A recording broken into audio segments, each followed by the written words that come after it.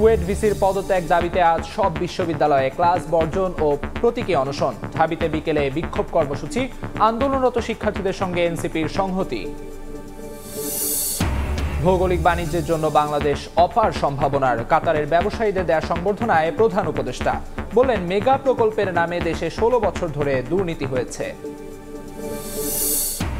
চলতি অর্থবছর দেশের জিডিপি প্রবৃদ্ধি হবে 3.8%, আগামী বছর দাঁড়াবে 6.5%। পূর্বাভাস IMF-এর।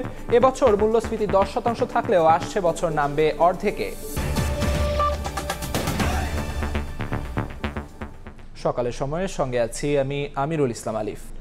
কোনোভাবেই থামানো যাচ্ছে না ঢাকা সিটি ও আইডিয়াল কলেজের শিক্ষার্থীদের।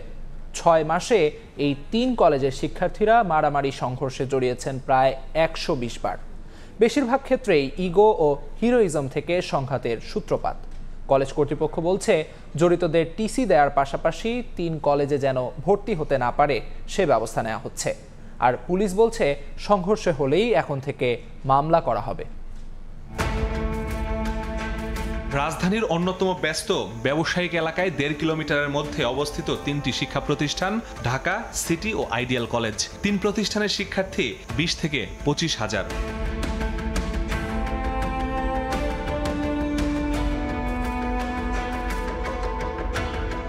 শিক্ষার্থীদের মধ্যে হাতাহাতি মারামারি থেকে মাঝে মাঝেই রণক্ষেত্রে রূপ নিচ্ছে মিরপুর সড়কের নিউ মার্কেট থেকে সায়েন্স ল্যাব মোড় পর্যন্ত। কখনো কখনো ছড়িয়ে পড়ছে সড়কের 2 পাশের গলিতেও। তুচ্ছ কারণ নিয়ে কিছু বকাটা ছেলে পেলে আছে, এদের জন্য আমাদের উভয় কলেজের সুনাম ক্ষুণ্ণ হয়। একাধিক সংঘর্ষ পর্যালোচনা করে দেখা যায়, এসব এলাকার বিভিন্ন কোচিং সেন্টারে পড়ালেখা করে এই 3 কলেজের শিক্ষার্থীরা। সেখানে কথা কাটাকাটি, চায়ের দোকানে বসা নিয়ে দ্বন্দ্ব, প্রেম ঘটিত বিষয় ও সামাজিক যোগাযোগ মাধ্যমে মন্তব্যের মতো বিষয়গুলো সংঘাতের নেপথ্য কারণ। তুচ্ছ কারণ নেই, অকারণে ওরা মারামারি করে। এক পক্ষ ঝামেলা লাগে, কিছু করলে আরেকজন এটার সাথে সংঘর্ষ হয়ে যায়। ইচ্ছার বিরুদ্ধে এগুলা হয়ে থাকে। হ্যাঁ, শিক্ষার্থী ও অভিভাবকরা বলছেন, গুটি কয়েক উচ্ছৃঙ্খল ছাত্রের জন্য সুনাম ক্ষুণ্ণ হচ্ছে 3 কলেজেরই। এত অল্পতেই কেন ওরা এত উচ্ছৃঙ্খল হয়ে যাচ্ছে? এটা আসলে আমাদেরও হয়তো শিক্ষা দেওয়ার অভাব আমি মনে করি। ভুল করতেছে, এটা যেন তারা বুঝতে পারে, সেই ভুলটা তাকে বুঝাইতে হবে। এতে নিরাপত্তাহীনতায় 3 কলেজ এলাকার বাসিন্দারা, ক্ষতির মুখে ব্যবসায়ীরাও। মারামারি তারা ইট পাটকেল ছড়ে, আমরা যারা হাঁটে আমাদের রিক্সের উপর আমরা যাই। 3টা থানার সমন্বয়ে তারা যদি যথেষ্ট ভূমিকা নিত, এটা একটা সমাধান সুষ্ঠুভাবে হইতো। সংঘর্ষ থামাতে সরকারকে উদ্যোগী হওয়ার পরামর্শ দিয়ে বিশেষজ্ঞরা বলছেন, দায়বদ্ধতা আছে কলেজ প্রশাসন ও অভিভাবকদের। তিক্ততার পর্যায়ে চলে গেছে এটা, যাদের দায়িত্ব এখন আইন শৃঙ্খলা নিয়ন্ত্রণ করা এবং পাবলিককে সিকিউর করা, তাদের নিরাপত্তা, তাদের জানমাল, তাদের স্বাভাবিক চলাফেরা।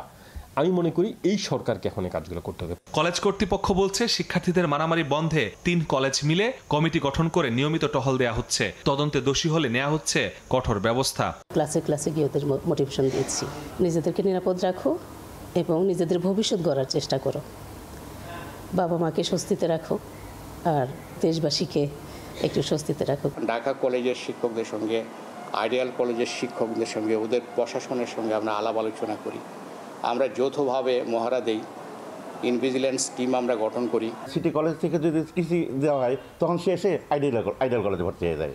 আইডিয়াল কলেজ থেকে টিসি দিলে গিয়ে নূর মোহাম্মদে গিয়ে ভর্তি হয়ে যায়। সিদ্ধান্ত নিয়েছে, এই 5 কলেজের মধ্যে যদি কোনো ছাত্র টিসি দেওয়া হয়, এই 5 কলেজের কেউই তাদেরকে অ্যাডমিশন নেবে না, ভর্তি নেবে না। পুলিশ বলছে, প্রতি মাসে ঢাকা কলেজ 7 থেকে 8টি, সিটি কলেজ 6 থেকে 7টি আর আইডিয়াল কলেজ 5 থেকে 6টি মারামারি সংঘর্ষে জড়াচ্ছে। মিছিলে যারা থাকে অনেকে কিন্তু জানেও না যে কি কারণে তারা আসছে, রাস্তায় কি কারণে আসছে, কি কারণে তারা পরস্পরের সাথে মারামারি লাগছে। নিজস্ব উদ্যোগে কিন্তু আমরা 2-3টা মামলা নিয়েছি, যেন এটা পরবর্তীতে এই মামলার ভয়ে হলেও যেন তারা একটু শান্ত হয় আর কি। শিক্ষার্থীদের সংঘর্ষ থামাতে কাজ করছে সেনাবাহিনীও। মাসুদুর রহমান, সময় সংবাদ, ঢাকা। কুয়েট ভিসির পদত্যাগ দাবিতে আজ সারা দেশের সব শিক্ষা প্রতিষ্ঠানে ক্লাস বর্জনের ঘোষণা দিয়েছেন সাধারণ শিক্ষার্থীরা। মঙ্গলবার রাতে কুয়েট বাঁচাতে শাহবাগ ব্লকের থেকে এই কর্মসূচি ঘোষণা করেন শিক্ষার্থীরা। কুয়েট শিক্ষার্থীদের সাথে মিল রেখে সব শিক্ষা প্রতিষ্ঠানে প্রতীকী অনশন পালনের আহ্বানও জানান শিক্ষার্থীরা। আর বিকেল 3টায় রাজু ভাস্কর্যের সামনে বিক্ষোভ মিছিল করবেন তারা। এর আগে মঙ্গলবার রাত 10টার দিকে টিএসসি থেকে মিছিল নিয়ে এসে শাহবাগ অবরোধ করেন শিক্ষার্থীরা। এ সময় কুয়েটের উপাচার্যের পদত্যাগের 1 দফা দাবিতে স্লোগান দেন তারা। এরপর কর্মসূচি ঘোষণা করে রাত 12টায় শাহবাগের সড়ক ছেড়ে দেন শিক্ষার্থীরা। গেল 18 ফেব্রুয়ারি কুয়েট ক্যাম্পাসে শিক্ষার্থীদের ওপর হামলার পর অচল অবস্থা বিরাজ করছে ক্যাম্পাস জুড়ে।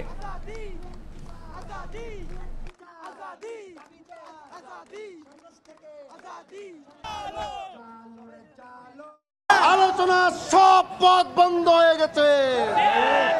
একমাত্র দফা, এক দাবি, কুয়েট ভিসি মাসুদকে পদত্যাগ করতে হবে। তাদেরকে মৃত্যুর মুখে রেখে আমরা ক্লাস করতে পারি না। এজন্য আগামীকাল সকল ধরনের ক্লাস বর্জনের আহ্বান জানাচ্ছি। আগামীকাল বিকাল 3টায় রাজু ভাস্কর্যের পাদদেশে এক দফা দাবিতে বিক্ষোভ সমাবেশ অনুষ্ঠিত হবে। এদিকে কুয়েট ছাত্রদের ওপর হামলার ঘটনায় ভিসির পদত্যাগ ও ইউজিসির নেতৃত্বে তদন্ত কমিটি গঠনের দাবি জানিয়েছে জাতীয় নাগরিক পার্টি। মঙ্গলবার রাতে বাংলা মোটরের এনসিপি কার্যালয়ে এক সংবাদ সম্মেলনে এ দাবি জানান দলের নেতারা। এ সময় তারা বলেন, গত 18 ফেব্রুয়ারি কুয়েটে শিক্ষার্থীদের ওপর ছাত্রদল ও বহিরাগতদের হামলার ঘটনায় 1.5 শতাধিক শিক্ষার্থী আহত হন। ঘটনার প্রায় 2 মাসেও হামলাকারীদের বিরুদ্ধে যথাযথ ব্যবস্থা নেয়নি বিশ্ববিদ্যালয় প্রশাসন। উপরন্তু 37 শিক্ষার্থীকে বহিষ্কারের সিদ্ধান্ত নেওয়া হয়। এতে প্রশ্নবিদ্ধ হয়েছে বিশ্ববিদ্যালয় প্রশাসনের নিরপেক্ষতা। তাই ঘটনার সুষ্ঠু তদন্ত ও ভিসির পদত্যাগে আন্দোলনরত শিক্ষার্থীদের সঙ্গে একাত্মতা প্রকাশ করছে এনসিপি। সেই সঙ্গে ঘটনার সুষ্ঠু তদন্তে ইউজিসির নেতৃত্বে তদন্ত কমিটি গঠনের আহ্বানও জানিয়েছে দলটি।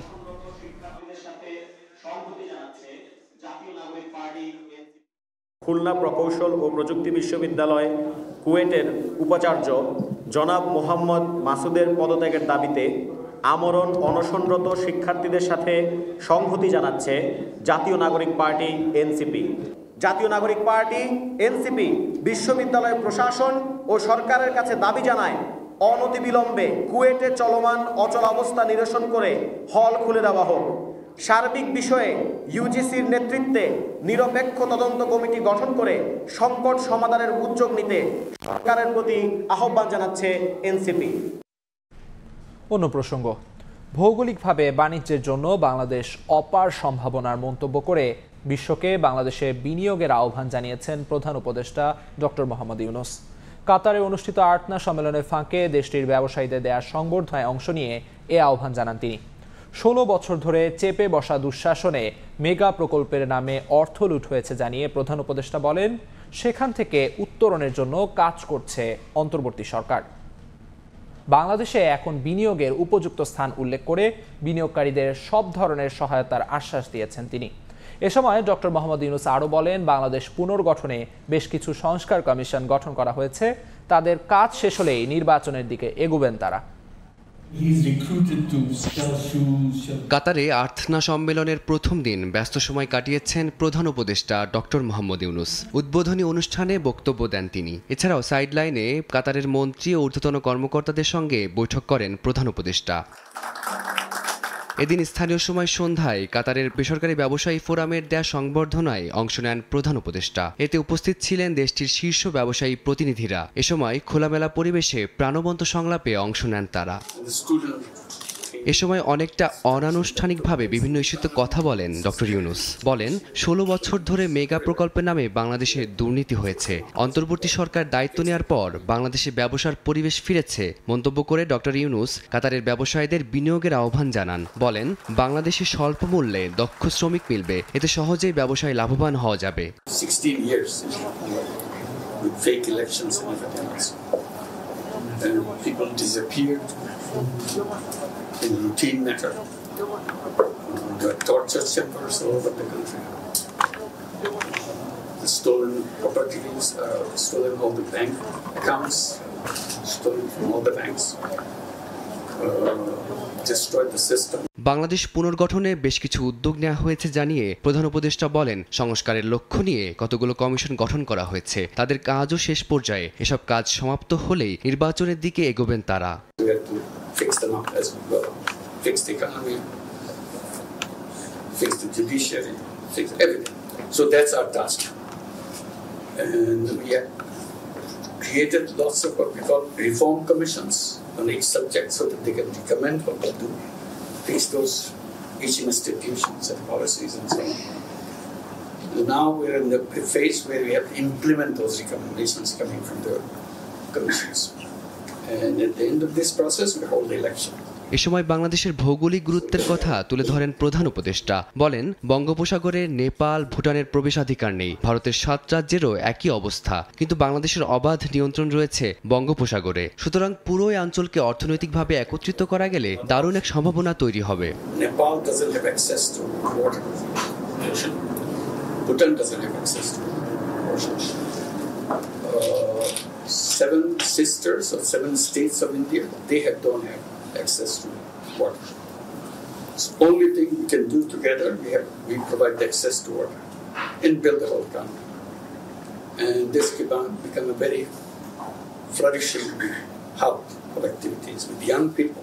এর আগে প্রধান উপদেষ্টা কাতারের জ্বালানি বিষয়ক প্রতিমন্ত্রী সাদ বিন শেরিদা আল কাবির সঙ্গে বৈঠক করেন। এ সময় বাংলাদেশের স্থলভিত্তিক এলএনজি টার্মিনালের জন্য কারিগরি দিক নিয়ে আলোচনা হয়।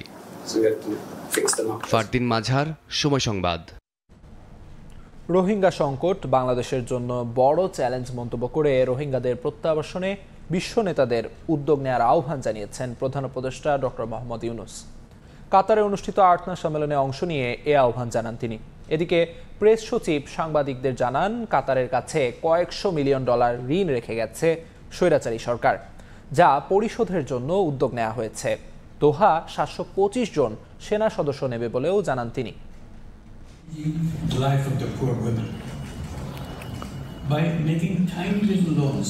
জলবায়ু পরিবর্তনের বিরূপ প্রভাব মোকাবিলার উপায় খুঁজতে কাতারে আর্থনা সম্মেলন। মঙ্গলবার স্থানীয় সময় সকালে সম্মেলনের উদ্বোধনী সেশনে বক্তব্য রাখেন প্রধান উপদেষ্টা ডক্টর মোহাম্মদ ইউনূস।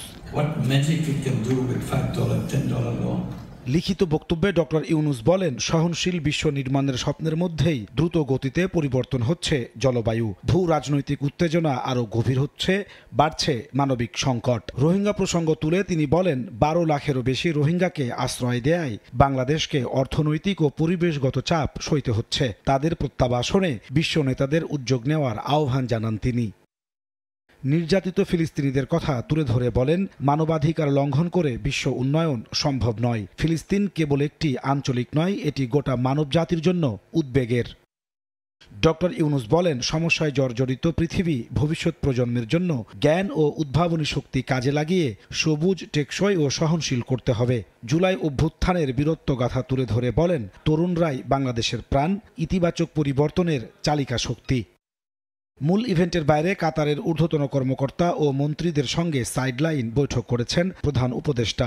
দেশটিতে শ্রমবাজার সম্প্রসারণ, জ্বালানি সহযোগিতা সহ বিভিন্ন বিষয়ে গুরুত্ব পেয়েছে বলে জানান প্রেস সচিব শফিকুল আলম। কাতার আমাদেরকে জানিয়েছে তারা বাংলাদেশের থেকে 725 জন সোলজার নিবে। আমরা চাচ্ছি যে কাতারের সাথে আমাদের সম্পর্কটা আরও সুদূর হলে আমরা যদি এলএনজি আরও বেটার প্রাইসে পাই, হোয়াই নট? আমরা এই বিষয়ে কাতারের সাথে আমাদের খুব ভালো হবে। পতিত সরকারের আমলে কাতার থেকে নেওয়া বিপুল পরিমাণ ঋণ সময় মতো পরিশোধ করতে না পারায় দ্বিপাক্ষিক সম্পর্ক অবনতি হওয়ার শঙ্কা তৈরি হয়েছিল জানিয়ে প্রেস সচিব বলেন, দ্রুত এই ঋণ পরিশোধ করা হবে। নাজমুস সালেহী, সময় সংবাদ। সকালের সময় আরও থাকছে, কৃষিতে ন্যানো ইউরিয়া সারের ব্যবহার কমাবে উৎপাদন ব্যয়, খরচ হবে মাত্র 230 টাকা। বাণিজ্যিক ব্যবহারে রক্ষা পাবে মাটির উর্বরতাও, দীর্ঘমেয়াদী পরিকল্পনার তাগিদ। ফ্যাসিবাদী শক্তি আবারও সক্রিয় হচ্ছে উল্লেখ করে তাদের মোকাবিলায় সবাইকে ঐক্যবদ্ধ থাকার আহ্বান জানিয়েছেন বিএনপির ভারপ্রাপ্ত চেয়ারম্যান তারেক রহমান। মঙ্গলবার বিকেলে গাইবান্ধা, কুড়িগ্রাম ও লালমনিরহাটে রাষ্ট্র কাঠামো মেরামতের 31 দফা ও জনসম্পৃক্তি শীর্ষক কর্মশালায় ভার্চুয়ালি যুক্ত হয়ে কথা বলেন তিনি। দুপুর থেকেই জেলাগুলোতে আয়োজিত কর্মশালা স্থলে দলে দলে জড়ো হন নেতাকর্মীরা। অনুষ্ঠানে ভার্চুয়ালি যুক্ত হয়ে স্থানীয় নেতাকর্মীদের নানা প্রশ্নের উত্তর দেন তারেক রহমান। তিনি বলেন, বাংলাদেশের মানুষের জন্য যত ভালো কাজ হয়েছে তার 70% কাজ করেছে বিএনপি।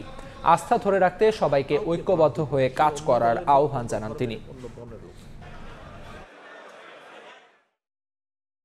অদৃশ্য অনেক শক্তি কিন্তু অদৃশ্য অনেক শত্রু বা প্রতিপক্ষ কিন্তু আজ আস্তে আস্তে দৃশ্যমান হচ্ছে। আমরা যদি আমাদেরকে ঐক্যবদ্ধ না করি, আমাদের ভিতরে কেউ যদি কিছু কিছু কাজ করে থাকে যেগুলো জনসমর্থনযোগ্য নয়, তাহলে তাদের বিরুদ্ধে ব্যবস্থা নিতে হবে, তাদেরকে সরিয়ে দিতে হবে, তাদের সাথে সম্পর্ক রাখা যাবে না। আমরা যদি এই কাজগুলো না করি, আমরা যদি নিজেরা ঐক্যবদ্ধ না হই, আমরা তাহলে আমাদের 31 দফা বাস্তবায়ন করতে হয় পারবো না। চলতি অর্থবছর বাংলাদেশের জিডিপি প্রবৃদ্ধি হবে 3.8%। তবে আগামী বছরই তা বেড়ে দাঁড়াবে 6.5%।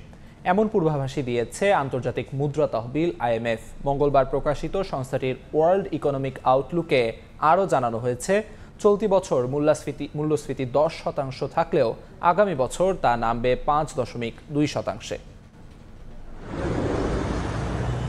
চলতি বছর দেশের মোট দেশজ উৎপাদন জিডিপি প্রবৃদ্ধি 3.8% হবে বলে পূর্বাভাস দিয়েছে আন্তর্জাতিক মুদ্রা তহবিল IMF। তবে আগামী বছরই তা বেড়ে 6.5% দাঁড়াবে বলে মনে করে সংস্থাটি। গেল বছর বাংলাদেশের জিডিপি প্রবৃদ্ধির পূর্বাভাস 4.2% দিয়েছিল IMF। চলতি বছর বাংলাদেশের সাধারণ মূল্যস্ফীতি 10% থাকলেও আগামী বছর তা 5.2% নেমে আসবে বলে বিশ্লেষণ IMF-এর। IMF-এর পূর্বাভাস বৈশ্বিক গড় জিডিপি প্রবৃদ্ধি হবে 2.8%, যা 3% দাঁড়াতে পারে আগামী বছর। এদিকে বিশ্ব শুল্ক যুদ্ধ শুরু করা মার্কিন যুক্তরাষ্ট্রে চলতি বছর জিডিপি প্রবৃদ্ধি হতে পারে 1.8%, যা গেল জানুয়ারিতে দেয়া IMF-এর পূর্বাভাসের চেয়ে 0.9% পয়েন্ট কম বলে জানানো হয়েছে। পূর্বাভাস কমানোর কারণ হিসেবে বর্তমানে দেশটির অস্থিতিশীল নীতি কৌশলকে দায়ী করেছে IMF। কামরুল হাসান সবুজ, সময় সংবাদ, ঢাকা। 24 ঘন্টার ব্যবধানে দেশের বাজারে আবারও বাড়ল স্বর্ণের দাম। ভরিতে 5,342 টাকা বাড়িয়ে 1 ভরি 22 ক্যারেটের স্বর্ণের দাম 1,77,888 টাকা নির্ধারণ করেছে বাংলাদেশ জুয়েলার্স অ্যাসোসিয়েশন বাজুস। স্বর্ণের এই বর্ধিত দাম দেশের ইতিহাসে সর্বোচ্চ। বুধবার থেকে কার্যকর হবে নতুন এই দাম। মঙ্গলবার এক সংবাদ বিজ্ঞপ্তিতে এ তথ্য জানায় বাজুস। বিজ্ঞপ্তিতে বলা হয়, স্থানীয় বাজারে তেজাবি স্বর্ণের মূল্য বাড়ায় সার্বিক পরিস্থিতি বিবেচনা করে নির্ধারণ করা হয়েছে নতুন দাম। রেকর্ড গড়েছে রূপার দামও। ভরিতে 268 টাকা বাড়িয়ে 1 ভরি 22 ক্যারেটের রূপার দাম 2,846 টাকা। কৃষিতে ন্যানো ইউরিয়ার ব্যবহার ব্যাপকভাবে কমাবে ফসলের উৎপাদন খরচ। এই সারের উদ্ভাবক যশোর বিজ্ঞান ও প্রযুক্তি বিশ্ববিদ্যালয়ের অধ্যাপকের দাবি, 4,200 টাকার গতানুগতিক ইউরিয়া সারের পরিবর্তে ন্যানো ইউরিয়া ব্যবহার করলে খরচ হবে মাত্র 230 টাকা। উদ্যোক্তারা বলছেন, বাংলাদেশে উপযুক্ত বিবেচনায় গবেষণা পর্যায়ে সফল এই সারের বাণিজ্যিক ব্যবহারে শুধু খরচই কমবে না, রক্ষা পাবে মাটির উর্বরতাও। কৃষিতে ন্যানো ইউরিয়ার ব্যবহার বাড়াতে সরকারের দীর্ঘমেয়াদী পরিকল্পনার তাগিদ দিচ্ছেন কৃষিবিদরা। বগুড়া ঘুরে রিপোর্ট করেছেন MS আরেফিন। দেশের প্রধান খাদ্য ভাতের চাহিদা মেটাতে বছরে ধান উৎপাদন হয় প্রায় 6 কোটি মেট্রিক টন, আর তা উৎপাদনে প্রতি বছর কৃষি জমিতে ব্যবহার হয় প্রায় 30 লাখ টন ইউরিয়া সার, যার 80% পূরণ হয় আমদানির মাধ্যমে। বিশাল অঙ্কের এই সার আমদানিতে যেমন বাড়ছে বৈদেশিক মুদ্রার ব্যয়, তেমনি রাসায়নিকের ব্যবহারে কমে যাচ্ছে ফসলি জমির উর্বরতাও। এ সমস্যার সমাধান দিতে পারে ন্যানো ইউরিয়ার ব্যবহার। এক বস্তা ইউরিয়ার দাম গভর্নমেন্ট 90 থেকে 96 টাকা কেজি দরে ইম্পোর্ট করে, সেই হিসাবে দাম হয় প্রায় 4200 টাকা 1 বিঘা জমি চাষ করতে। আমাদের খরচ হবে 230 টাকা। কমার্শিয়াল ইউরিয়া দেয় যেমন বেজাল ডোজ হিসাবে কিংবা হাত দিয়ে স্প্রে করে, আমাদের এটা স্প্রে করতে হবে, ফোলিয়ার স্প্রে। গবেষকের দাবি, এরই মধ্যে মার্কিন যুক্তরাষ্ট্রের বেশ কয়েকটি পরীক্ষায় উত্তীর্ণ হয়েছে তার উদ্ভাবন। বগুড়ার শেরপুর উপজেলা ঘুরে দেখা গেল পরীক্ষামূলকভাবে মাঠ পর্যায়ে হচ্ছে এর ব্যবহারও। দীর্ঘ 7 বছর ধরে আমেরিকার বহু গবেষণা প্রতিষ্ঠানে পেপার পাবলিকেশন করছি এটার ইম্প্যাক্ট হিসেবে, এবং এটা অ্যাপ্রুভ। বোস্টনে কোলাবায়ো আর মিনেসোটাতে টেট্রাম্যাক্স এই কোম্পানি দুটোতে গবেষণালব্ধ প্রোডাক্ট নিয়ে গেছে এবং তারা সার্টিফাইড করেছে, এবং তারা খুবই ইন্টারেস্টেড যে বাংলাদেশের প্রযুক্তি USA-তে নিয়ে যাওয়ার জন্য। উদ্যোক্তারা বলছেন, ন্যানো প্রযুক্তির ব্যবহার কৃষি জমির উর্বরতা রক্ষার পাশাপাশি কমাবে উৎপাদন ব্যয়ও। যশোর বিজ্ঞান ও প্রযুক্তি বিশ্ববিদ্যালয়ের সাথে একাডেমিয়া ইন্ডাস্ট্রি পার্টনারশিপের একটা পার্ট হিসেবে আমরা কাজ করছি, এবং ইন্ডাস্ট্রির পার্টে আমরা এটাকে আপস্কেলিং করব এবং তারা আমাদেরকে যত রকমের টেকনিক্যাল সাপোর্ট আছে সেটা প্রদান করবে। কৃষিবিদরা বলছেন, বাণিজ্যিকভাবে ন্যানো প্রযুক্তির ব্যবহার বাড়াতে প্রয়োজন সরকারের প্রত্যক্ষ সহায়তা। ন্যানো ইউরিয়া সারা ওয়ার্ল্ডে ব্যবহৃত হচ্ছে, এমনকি আমাদের প্রতিবেশী দেশ ভারতও আছে। বাংলাদেশে এই ধরনের সফিস্টিকেটেড ম্যাটেরিয়াল ব্যবহার করার স্টাডি পূর্বে হয়নি। দস্তা, বোরন, সালফার, মলিবডেনাম, অন্যান্য মাইক্রোনিউট্রিয়েন্ট সারের যেটা কেজি কয়েকশো টাকা, ওইগুলি ন্যানো করতে হবে, গবেষণা করতে হবে অনেক। গেল বছর 16,23,000 টন ইউরিয়া আমদানিতে ব্যয় হয়েছে 7,169 কোটি টাকা। গতানুগতিক ইউরিয়া সারের ব্যবহার কমিয়ে ন্যানো ইউরিয়া সারের ব্যবহার বাড়ানো গেলে ফসল উৎপাদনে ব্যয় অন্তত 50 গুণ কমানো সম্ভব বলে মনে করছেন এ প্রযুক্তি সংশ্লিষ্টরা। MS আরিফিন, সময় সংবাদ, বগুড়া। আলু সহ অন্যান্য ফসল সংরক্ষণে বগুড়ায় 67টি অহিমায়িত মডেল ঘর নির্মাণ করেছে কৃষি বিপণন বিভাগ। কোনো রকম বিদ্যুৎ সংযোগ ছাড়াই এসব ঘরে সর্বোচ্চ 6 মাস পর্যন্ত 35 মেট্রিক টন ফসল সংরক্ষণ করা যায়। এতে সময় ও অর্থ সাশ্রয় হচ্ছে বলে জানান কৃষক। কৃষি বিভাগ বলছে, অহিমায়িত মডেল ঘর নির্মাণের সমবায় বিপণন বৃদ্ধি পাচ্ছে কৃষকদের মাঝে। শাহাদুল ইসলামের ছবিতে আব্দুল আউলের রিপোর্ট। ছোট কুড়ে করে বস্তায় বস্তায় মজুত করা হয়েছে আলু। নাম দেওয়া হয়েছে অহিমায়িত মডেল ঘর। কোন রকম বিদ্যুৎ সংযোগ ছাড়াই এ ঘরে মাসের পর মাস ফসল সংরক্ষণ করা যায়। বগুড়ায় এবছর 13 লাখ মেট্রিক টন আলু উৎপাদন হয়েছে। জেলার চাহিদা 3 লাখ মেট্রিক টন মিটিয়ে 42টি হিমাগারে সংরক্ষণ করা যায় মাত্র 4 লাখ মেট্রিক টন। এ কারণে অনেকে বাধ্য হয়ে দ্রুত আলু বিক্রি করায় ন্যায্য মূল্য থেকে বঞ্চিত হন। সংকট সমাধানে এবছর জেলায় 67টি অহিমায়িত মডেল ঘর নির্মাণ করে দিয়েছে কৃষি বিপণন বিভাগ। 1,500 কৃষক প্রায় 2200 মেট্রিক টন আলু বিনা খরচে এসব ঘরে সংরক্ষণ করেছেন। প্রতিটি মডেল ঘরে 35 মেট্রিক টন করে আলু সংরক্ষণ করা যাবে 3 থেকে 4 মাস। আবহাওয়া ভালো থাকলে সর্বোচ্চ 6 মাস পর্যন্ত রাখা যাবে। এতে সময় ও অর্থ সাশ্রয় হচ্ছে বলে জানান কৃষক। বাজারে বিক্রি করে যখন তখন পাচ্ছি, আমরা স্টোরে রাখলে 8 টাকা কেজি ভাড়া দিতে হয়। যে মডেল ঘরটি দেওয়া হয়েছে এখানে, এই ঘর দেওয়াতে আমাদের আলু রাখার জন্য খুবই সুবিধে। আলু উত্তোলন থেকে 5-6 মাস এখানে রাখতে পারবি এবং তারা ন্যায্য মূল্য পাবে। কৃষি বিভাগ বলছে, অহিমায়িত মডেল ঘর নির্মাণে সমবায় বিপণন বৃদ্ধি পাচ্ছে কৃষকদের মাঝে। কোল্ড স্টোরেজে যেমন তাকে আগে আলু ঢোকানোর আগে প্রি কুলিং করতে হয়, আবার বের করার পরেও শেডে রাখতে হয়, এখানে তার কিছুই করতে হচ্ছে না। সে ইচ্ছা হলে তার ঘর থেকে আলু নিয়ে বিক্রি করতে পারছে। বগুড়ায় অহিমায়িত মডেল ঘর নির্মাণে বাঁশ, কাঠ, ঢিউটিন, সিমেন্টের পিলার ও তাপ শোষণে ককশিট ব্যবহার করা হয়েছে। প্রতিটি ঘর নির্মাণে ব্যয় হয়েছে 2.5 লাখ টাকা। আব্দুল আউয়াল, সময় সংবাদ, বগুড়া। নওগাঁয় শুরু হয়েছে বড় মৌসুমের ধান কাটা। এবার আবহাওয়া অনুকূলে থাকায় ভালো ফলনের স্বপ্ন দেখছেন কৃষক। তবে ন্যায্য মূল্য নিয়ে শঙ্কায় তারা। বৈরী আবহাওয়ায় বিপর্যয় ঠেকাতে ধান 80% পাকলেই কেটে ফেলার পরামর্শ কৃষি বিভাগের। রকিবুল ইসলামের ছবিতে এবার রকি রিপোর্ট। বিস্তীর্ণ বিল এলাকায় সোনালী ধানের গালিচা, ঝিরঝির হাওয়ায় দুলছে পাকা ধান। ঘাম ঝরানো ফসল কেটে তুলতে ব্যস্ত কৃষক। নওগাঁয় জানুয়ারির প্রথম সপ্তাহে রোপণ করা হয় এসব ধান। এবার আবহাওয়া অনুকূলে থাকায় ভালো ফলনের স্বপ্ন দেখছেন কৃষক। ধান কাটা মারায় এখন ব্যস্ত কৃষক ও শ্রমিকরা। তবে ন্যায্য মূল্য নিয়ে শঙ্কার কথা জানান তারা। বাজার মূল্য আমাদের এরকম থাকলে আশা করা যায় একটু ভালো, আর চেতে যদি না কমে। আমরা ধানের দাম পাই না তো, এখন ধান আমরা কাঁচা ধান কাটবো 1000 টাকা এমন বিক্রি হবে। ওরা ব্যবসায়ীরা ঠিকই 1200-1300 বেচছে। 1 বিঘা জমি হলো মনে করো যে 14 থেকে 15,000 টাকা খরচা হয়ে যায়। এটা লেবারের দাম মনে করেন যে 700-800 টাকা লেবার পড়া যায়। তবে বৈরী আবহাওয়ায় বিপর্যয় ঠেকাতে ধান 80% পাকলেই কেটে তোলার পরামর্শ কৃষি বিভাগের। যে কোনো প্রাকৃতিক দুর্যোগের হাত থেকে যেন এই ফসল নষ্ট না হয়, সেক্ষেত্রে আমরা 80% ধান পেকে গেলেই সেই ধান আমরা কর্তনের পরামর্শ দিচ্ছি। ধান কাটা মারাইয়ের জন্য এবছর নওগাঁয় 90টি কম্বাইন্ড হারভেস্টার মেশিন কাজ করবে বলে জানিয়েছে কৃষি বিভাগ। জেলা কৃষি সম্প্রসারণ অধিদপ্তরের তথ্য বলছে, চলতি মৌসুমে জেলায় 1,93,000 হেক্টর জমিতে বোরো ধানের আবাদ করা হয়েছে, যেখান থেকে 12 লাখ মেট্রিক টন ধান পাওয়ার আশা করা হচ্ছে। নওগাঁর দুবলহাটি মাঠ থেকে MR রকি, সময় সংবাদ। সকালের সময় আরও থাকছে। প্রধান উপদেষ্টার সঙ্গে দোহায় আর্টনা সম্মেলনে অংশ নিলেন দেশের 4 নারী ক্রীড়াবিদ। প্র্যাকটিস ফ্যাসিলিটিজ ও আবাসন ব্যবস্থা উন্নয়নে সহযোগিতার আশ্বাস কাতারের। রাজশাহীতে সরকারি নিষেধাজ্ঞা অমান্য করে ফসলি জমিতে অবৈধভাবে পুকুর খনন করছে প্রভাবশালীরা। প্রকাশ্যে এমন কর্মকাণ্ড হলেও নির্বাক প্রশাসন। এতে আবাদি জমির পাশাপাশি গত কয়েক বছরে কমেছে বিভিন্ন খাদ্যশস্যের উৎপাদন। ফসল উৎপাদন বাড়াতে কৃষকদের নতুন পুকুর খনন করতে নিষেধ করছে মৎস্য ও কৃষি বিভাগ। সাইফুর রহমান রকির রিপোর্ট। রাজশাহীর পবা উপজেলার বরগাছি বাজারের পাশে 16 বিঘা জমিতে চলছে পুকুর খননের কাজ। সরকারি নিষেধাজ্ঞা উপেক্ষা করে ফসলি জমি খনন করছেন স্থানীয় কয়েকজন প্রভাবশালী। অভিযোগ উঠেছে প্রশাসনকে ম্যানেজ করে দিনের আলোতেই এই কাজ করছেন তারা।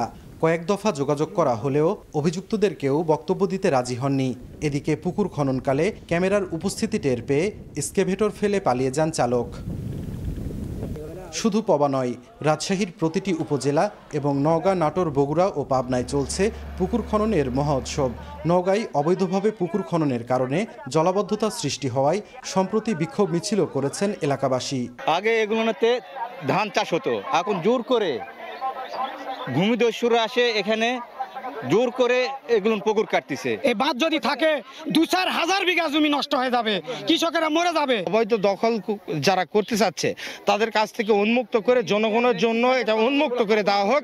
এটি বিল ছিল, এটি সাধারণ দেশীয় মাছ চাষ হতো, মানুষজন মারতো খাইতো, এটা ছিল এখানে। কৃষি জমিতে পুকুর খননের ফলে শতকরা 12% ফসলি জমির পাশাপাশি কমেছে বিভিন্ন খাদ্যশস্যের উৎপাদনও। তবে বিষয়টি স্বীকার করলেও এর সঠিক পরিমাণ নেই রাজশাহী বিভাগের সংশ্লিষ্ট দপ্তরে। তবে মৎস্য ও কৃষি বিভাগ বলছে কৃষকরা যেন নতুন পুকুর খনন না করে সেজন্য পরামর্শ দেয়া হচ্ছে।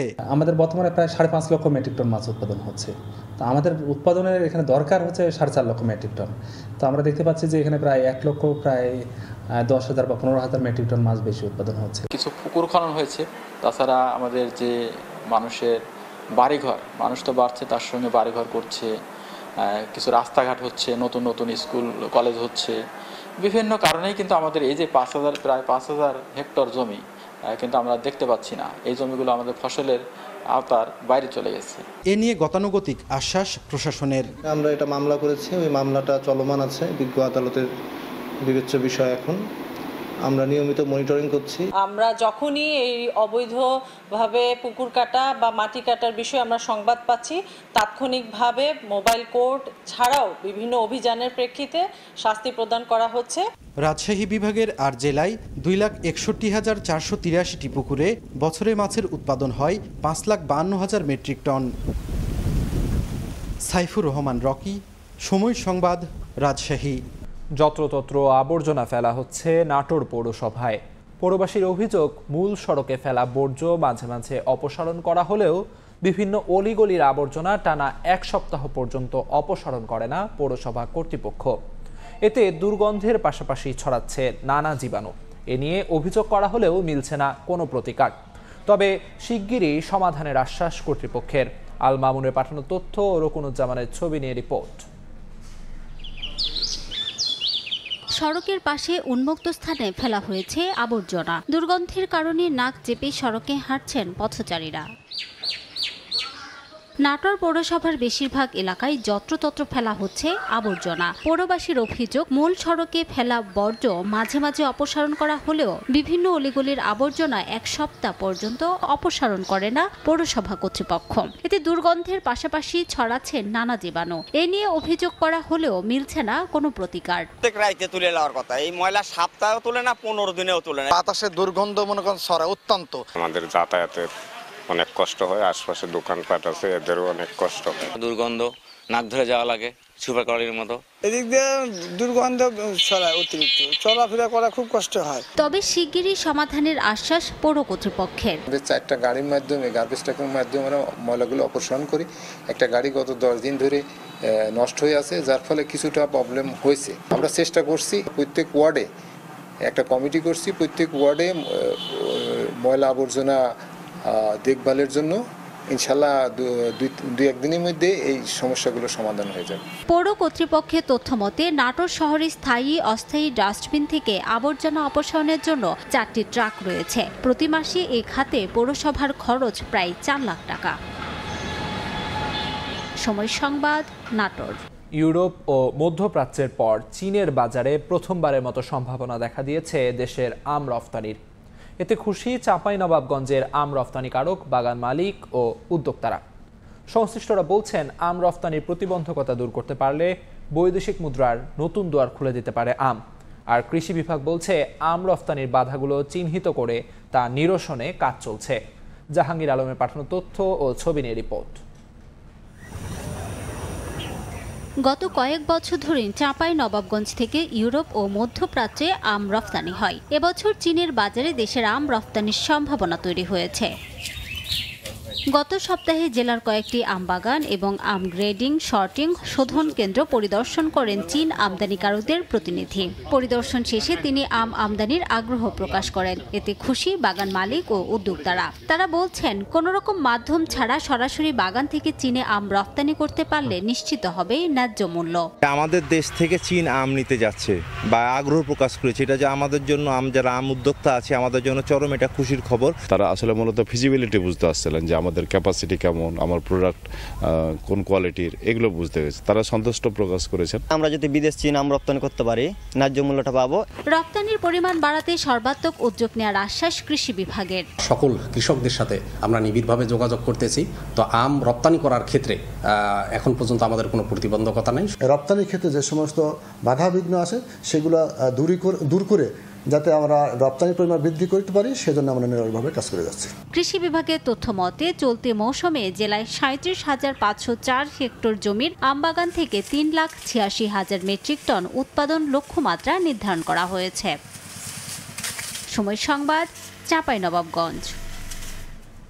নওগাঁর গ্রাম পাহাড়পুর বৌদ্ধবিহার ৮ম শতকের পাল আমলের সমৃদ্ধ এক নগরের ইতিহাস, যেখানে লুকিয়ে আছে হাজার বছরের পুরনো এক সভ্যতার নিদর্শন।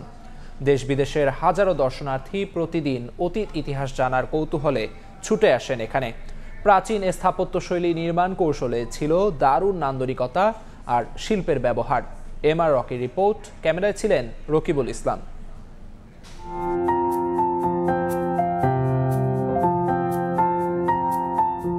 পাহাড়পুর বৌদ্ধ বিহার নওগাঁর বদলগাছিতে অবস্থিত এই বিহারের অপর নাম সম্পুর।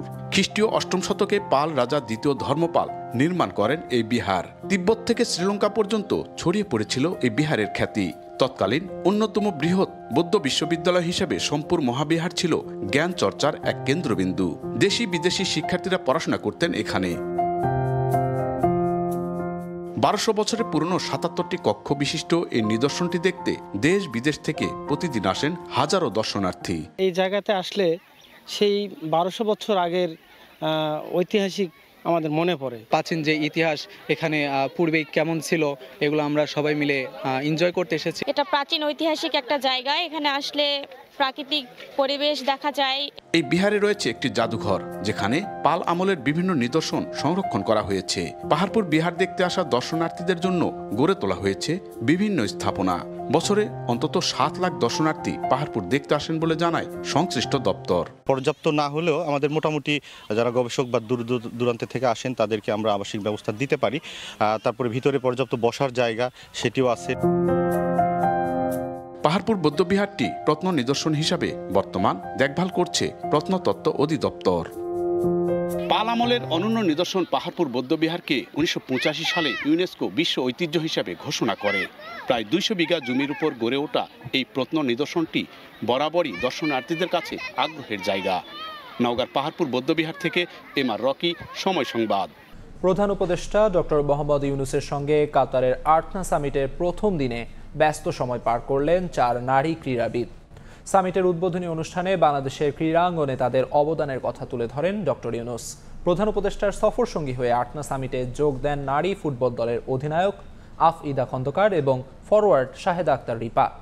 আর নারী ক্রিকেট দলের প্রতিনিধি হিসেবে আছেন সুমাইয়া আক্তার ও শারমিন সুলতানা। কাতার ফাউন্ডেশনের আমন্ত্রণে এই ৪ নারী ক্রীড়াবিদ অংশ নেন সেখানে। আর্টনা সামিটের উদ্বোধন শেষে তারা দেখা করেন কাতার ফাউন্ডেশনের সিইও শেইখা হিন্দ বিনতে হামাদ আল থানির সঙ্গে। এ সময় ফুটবল এবং ক্রিকেটের নানা বিষয় নিয়ে আলোচনা হয় তাদের মাঝে। ক্রীড়াঙ্গনে বাংলাদেশের নারীরা যেন আরও ভালো করতে পারে, এজন্য ফাউন্ডেশনের পক্ষ থেকে সব ধরনের সহযোগিতার আশ্বাস দেওয়া হয়। নারী অ্যাথলেটদের অনুশীলন সুবিধা বাড়ানো এবং জিমনেশিয়াম ও ডরমেটরি নির্মাণ করে দেওয়ার কথা বলেন শেইখা হিন্দ বিনতে হামাদ আল থানি।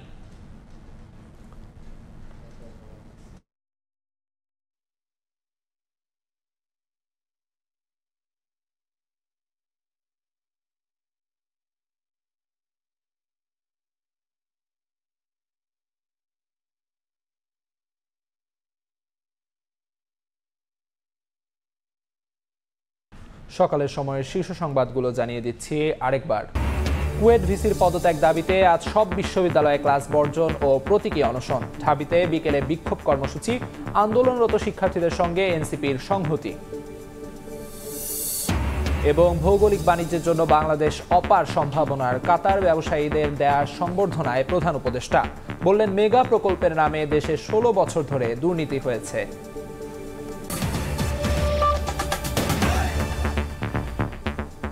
এই ছিল সকালের সময়। সঙ্গে থাকুন সময়ের।